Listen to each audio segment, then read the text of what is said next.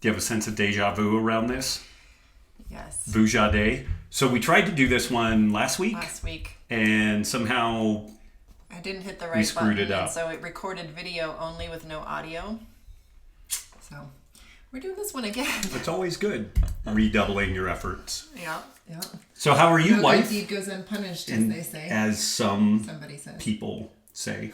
Yes, I don't know who would say that. So, man, definitely keep this as small as possible so it's hard for you to read while we're doing this. I mean, don't make it easy on you. You always blow things up so it's like a 90-year-old could read it, but Yeah, and then that way when you're 90 years old, you don't actually need any reading accoutrements to be able to do it. So, yeah, we should probably get out of the house more often and see other people, but welcome back. Thank you. yeah. All right, let's jump into this first question from Patrick. He has a diet question from a blue belt at night, builder during the day. Mm-hmm. Hi, Rob. I have a question for you about how to best balance the three main things in my life: eating, training, and working. I've gotten sick about 1 million times in 2018 and had some challenges in maintaining a work-training balance. Every time that I feel healthy and ready to kill it, I immediately begin to overtrain, and I know this is a sentiment that many share, especially when the overtraining symptoms take a little while to build up and express themselves. My susceptibility to overtraining is mainly brought on by my work's early start times. I'm 30 years old and a builder, wake at 5:30, have moderately intense exercise over 8 to 9 hours during the day, an hour commute home, and then training, BJJ, gi, and no gi. Sometimes I also try to fit in some striking from 6 to 7:30 or to 8:30 if I feel like I can get away with it. However, eating late and needing to sleep around 9:30 to 10 is really difficult for me. Metabolism is working too much at night and affects my body temperature and heart rate variability. I try to delay breakfast until 9 a.m. to achieve 12-hour window with either bulletproof or just straight black coffee after wake up.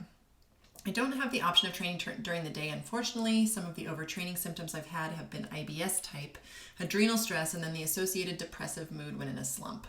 Most of this gets fixed up by implementing a less is more approach to training. Also experience some afternoon slumps. What would be a good strategy to fuel all this activity for both energy load during the day and training at night, plus recovery? Also, quick things to note, I'm really low body fat, really high percentage muscle, metabolism chews up all my food quick as, and can get hypoglycemic sometimes.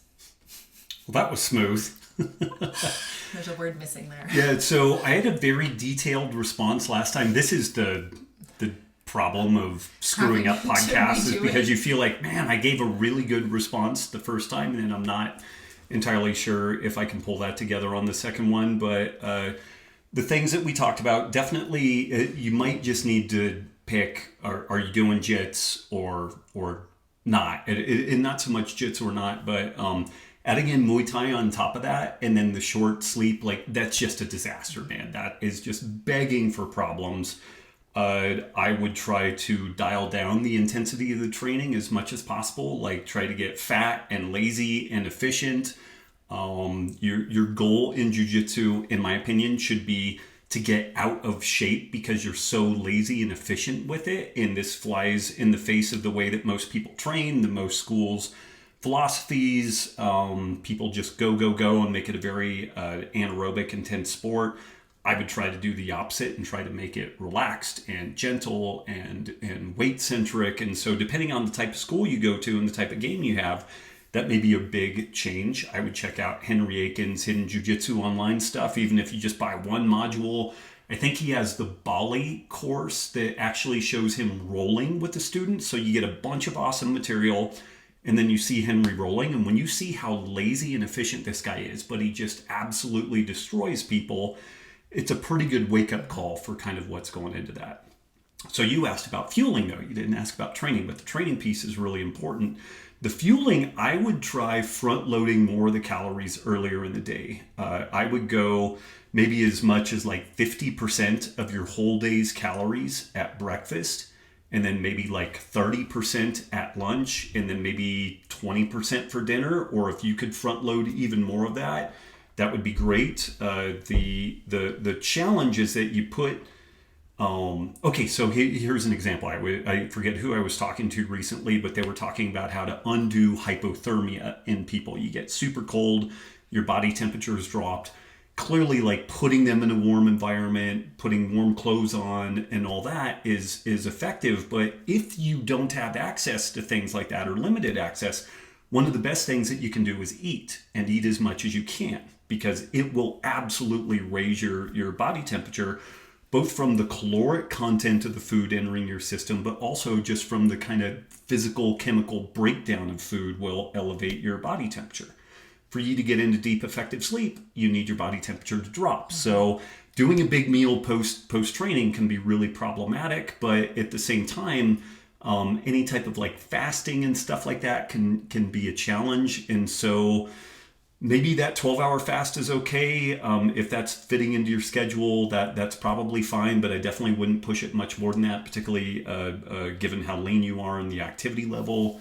What else? There was like one other thing I want to say we touched on. Taking a cold shower before bed. Yes, cold shower or this thing called a chili pad, which is kind of a blanket type thing that you put on your mattress, a mattress pad, and it actually has tubes that go down to a little water pump, and you can heat or cool it, and it's great for marriages, because if one person's cold and one person's warm, then you can adjust it both sides for that appropriately. But yeah, the cold shower, cold room, dark, all that sleep hygiene stuff, plus potentially a chili pad. So well, and Patrick, you also say most of this all gets fixed up by implementing a less is more approach. So it sounds like you kind of have a sense of what kicks you over the edge and what doesn't. And one thing Rob talks about a lot is just longevity in anything, especially in jiu-jitsu. Like, maybe dialing it back and just kind of taking a little bit of a slower pace might help you get all that you want out of it, but not enter into this overtraining state. Yeah. So yes. We'll wrap up there. Okay. I was going to try to wax eloquent, but I will neither wax nor be eloquent. So. All right. Our next question is from Kent on the physical sustainability of BJJ. Kent says, I'm wondering what the long-term implications are of regular BJJ practice. It's always something I've wanted to explore, but it seems like many folks who have practiced consistently for years have developed joint issues, tears, etc. Is this simply inevitable? And what are your thoughts on the long-term sustainability? I'm not talking about someone who is wanting to seriously compete, but someone like yourself who enjoys the physical nature of the practice.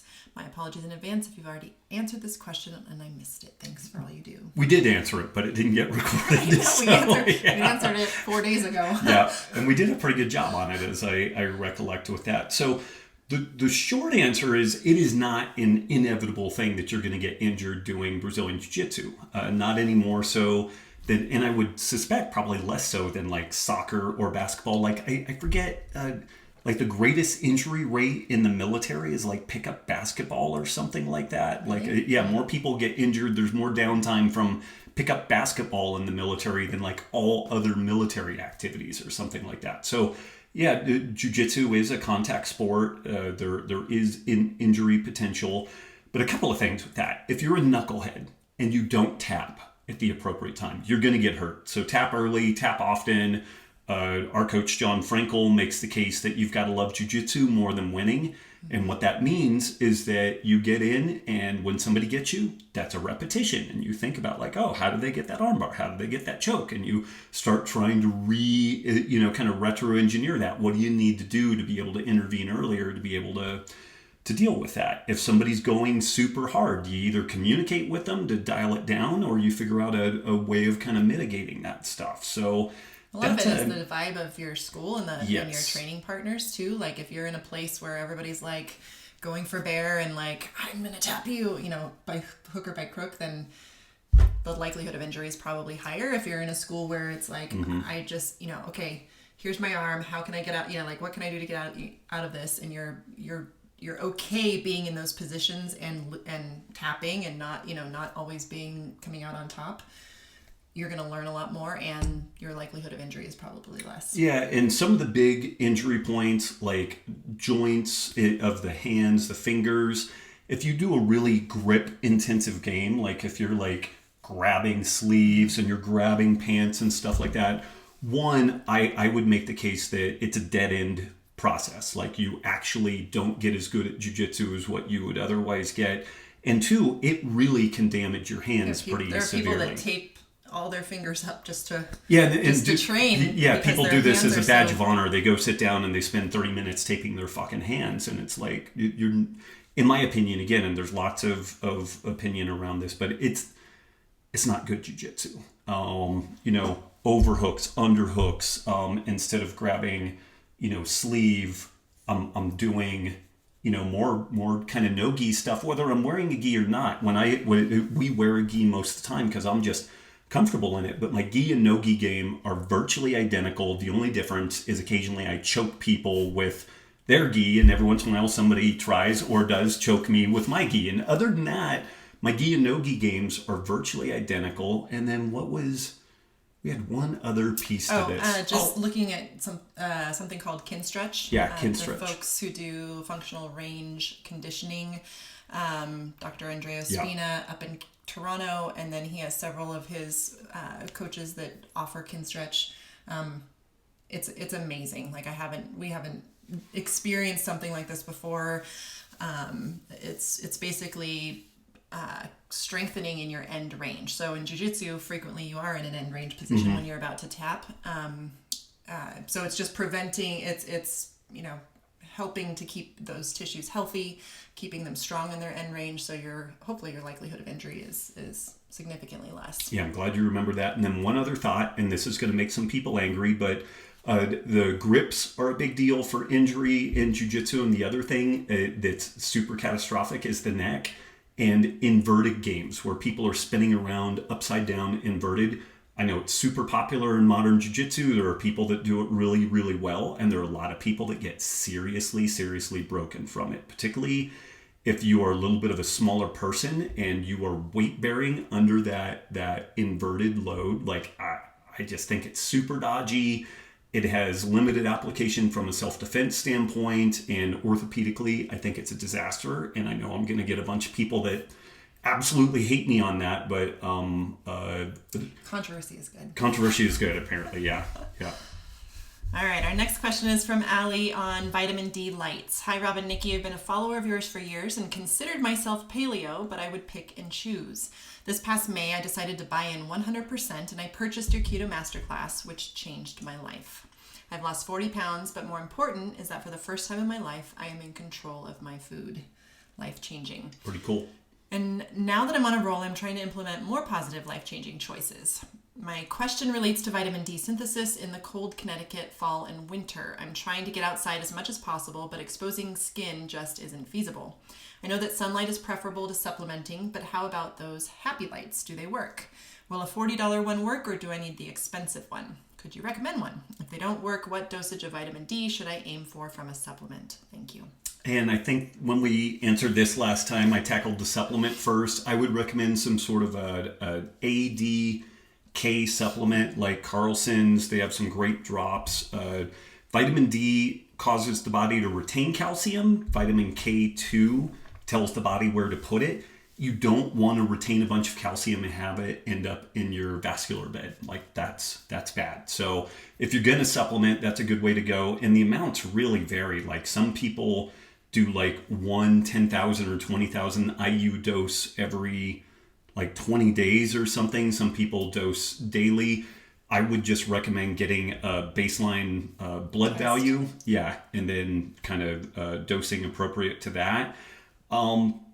When we recorded this one the first time that morning, tanning bed. Yeah, tanning bed. That study that you Bill Lagakos posted it. And if you guys don't follow Bill Lagakos, he's an amazing guy. He has a Patreon account. I would check him out. His stuff is so on point, super legit, really in the circadian biology, ketogenic diet scene. Like he's really on point. So I can't recommend Bill's stuff enough. But he did a breakdown of a study that was really interesting. They put about 20 people through a tanning bed experience, but and they did a crossover, which was really interesting.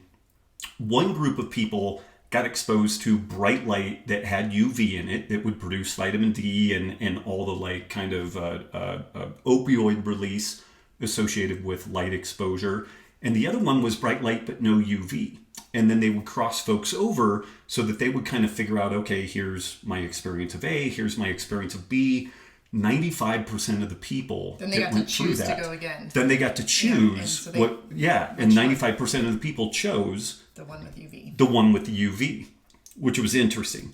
The 5% of the people that didn't choose the UV, when they check them for their response to opiates, they were kind of paradoxical responders to opiates. So they don't really get that like happy feeling from sunshine. So maybe all these people were from Seattle or something. I don't know. I don't know when they ever feel happy, but, I followed up on that asking Bill, hey man, so, all of the literature surrounding tanning beds seems to paint it in a pretty poor light. Like it's like, increased melanoma risk.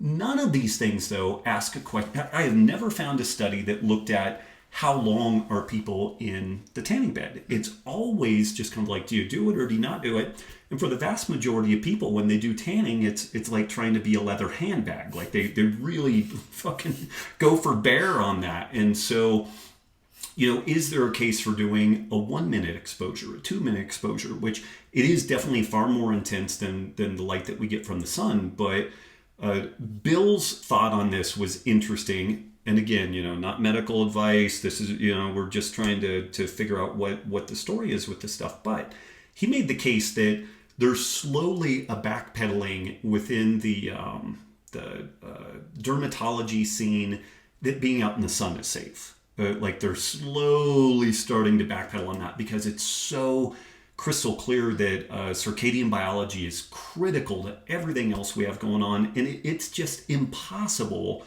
to like have good blood glucose status and to sleep normally and to have good body composition if you don't have good circadian biology. And part of good circadian biology is getting some sun on your skin, so some sort of light on your skin. So he thinks that that's going to kind of backpedal from the sun exposure.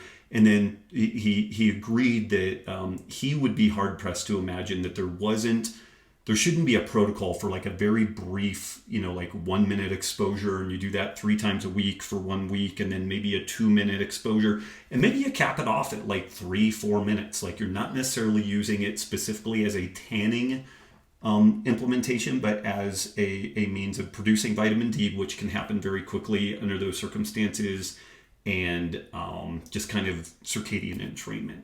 So, and there are some, so the happy lights, like the seasonal affective disorder lights, can help with circadian entrainment, but that does not produce vitamin D. But there are like some desk mounted units that you can, I found it on Amazon that same day that I read Bill's paper, that you can kind of like get some UV exposure to your chest. You still have to wear the goggles, but you can kind of move it around and get some kind of point UV exposure. Could you make the case, she's working on implementing more positive life-changing choices, and although getting out in the morning and when it's freezing in Connecticut and just having the daylight, in her eyes, even if she's bundled up with a scarf and a jacket, if she sits out there with her coffee for just to as get that, might not produce vitamin D, but at least it's helping. It's helping on circadian entrainment for sure. Okay. Yeah. Because it's still, even on an overcast day, it is generally far, far brighter outside than anything we experience inside. Yeah. So even if you live in a super cold climate, like as much as you can, spend some time outside instead of just like staying bundled indoors the whole time. Absolutely. Yeah. Okay. Let's see. Our next question is on supplements from China, from Gregor. I often buy online supplements in bulk, at least 1 to 2 pounds, as they are way cheaper. I use magnesium citrate, garlic powder, turmeric powder, collagen, and some others. What worries me is that many of them have China as the country of origin, and we know how devastated the environment is in parts of China. Should I be worried by the Chinese origin? Can magnesium citrate from China be contaminated with something? Shall I choose more expensive stuff but with another origin like the Americas or Europe? Thanks in advance. So I think we had a good answer on this one, but I'm blanking on what it was. That yes, you can get lots of dodgy things. Yeah, you definitely can get lots of dodgy things. I think Examine just did a piece on this where they looked at either Examine or someone else, and a lot of supplements had a lot of really nasty stuff in it. So I would look at an outfit like Thorne or Source Naturals, Garden of Life, Jarrow, some of these more reputable companies, and go through that, because you can get therapeutic dose of lead from some of this stuff. So Yeah, I think that it would. I would spend a little more money for, especially if it's something you're taking. You're taking it daily, so if you don't know what all the little, everything that's in it, that could build up pretty quickly. Yeah. So I think that I would spend a little extra money on that. Short answer. Short question, short answer. All right. Our last question this week is from Drew on protein and a thermal effect. Drew says, does powdered protein, specifically whey, if that makes a difference, have the same thermal metabolic effect as eating a steak, chicken, pork, eggs, etc.? I've listened to every single podcast, love it all. Thank you for everything you do. Cool, thanks. So the short answer is protein powders do not have the same thermic effect as whole protein sources. This is some of the benefit of just eating whole, unprocessed foods. That said, protein has a greater thermic effect than either carbohydrate or fat, but you are not going to get as significant a thermic effect off of protein powder. And there's a ton of reasons why we tend to steer people towards whole, unprocessed foods. There's this satiety piece, there's this thermic effect piece. And this was really kind of coolly validated when I started hanging out with Tyler and Luis from Keto Gains, which they get amazing body composition changes on people. And although they will use shakes occasionally, it's very sparing, and they really hold people's feet to the fire to use whole unprocessed foods because they get generally a better outcome with that. Okay. Anything else? Quick and dirty. Quick and dirty. It was For much the longer second time. the second time was faster. It's just, sorry guys, we tried, but hopefully this one was even better. Yeah. Follow me at @DasRobWolf on Instagram. Check out the YouTube page. YouTube channel, and to submit a question, go to robwolf.com and on the contact page. And we'll see you next time. That's what we got for this round. Yep. Talk to you soon. All right.